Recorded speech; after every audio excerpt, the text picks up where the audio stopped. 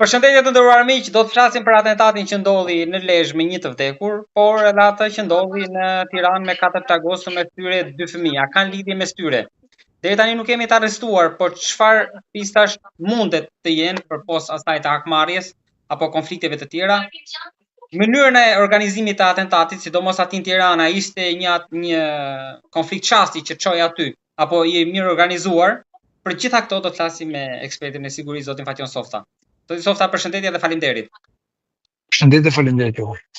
Zoti Softa, a janë të lidhura këto dy atentate ashtu sikur aludohet në media apo i shikoni të shkëputura të dyja ngjarjet?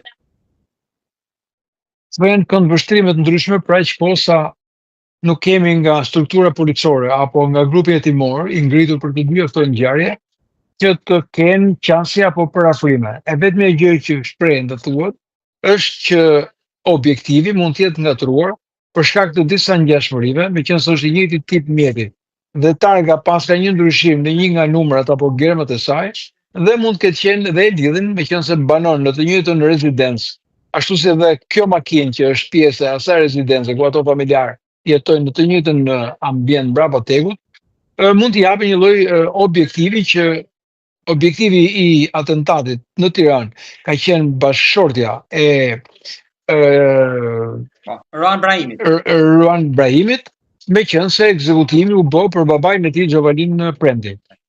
Unë mundohem ta shikoj këtë në dy pista. E para është nëse do të ndodhë që objektiv të ketë qenë një grua apo fëmijët, nuk ka ndodhur në asnjë atentat. Në të gjitha atentatet e tjera, sado të rënda dhe hakmarrëse kanë qenë, nuk kanë marrë me gratë dhe as me fëmijët e tyre. As te mafja nuk kemi dëgjuar.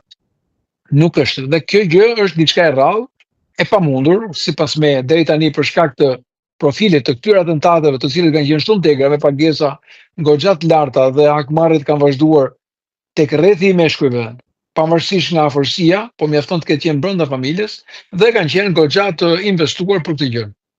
E dyta, nëse do të ndodhë që ky atentat i mirë organizuar në Lezhë dhe në të njëjtën kohë në Tiranë, do të ishte si një forcë operacionale. Pra krimi do të ishte një forcë operacionale e cila do të kishte një strukturë të mirë organizuar që i organizon këtë në dy qytete në të njëjtën kohë.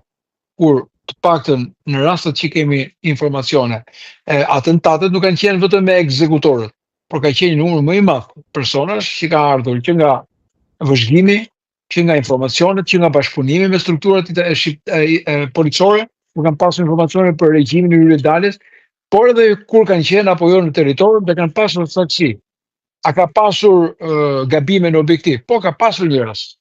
Rasti i Don Boskos, ku pati një të vrarë dhe 4 të agosur, po ky është një rast prapë i shkëputur, pra ndrimi i objektivit apo ndryshimi i objektivit është pikërisht që kërkoj të bëj këtë analizë. Se ngjarjet mund të jenë të lidhura, por mundësia sipas me janë ngjarje të shkëputura, që rastësia i ka sjellë disa faktorë të cilët mundohet t'i bëj bashkë. Nëse ngjarja e Tiranës ka pasur persona të cilët kanë qenë me motora apo kanë qenë me automjet, do të thotë që kanë qenë mbas atij automjeti i cili ka dalë nga rezidenca, ka vajtur aty ku ka pasur të tindjen dhe në kthim kanë qenë një priti, kanë gjetur zonën në cilën duhet të bënin.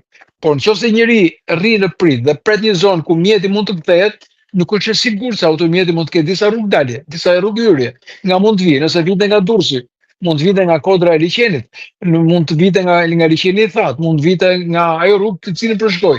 Pra nuk e dim dhe mund të ketë pasur informacion për lëvizjen e tyre.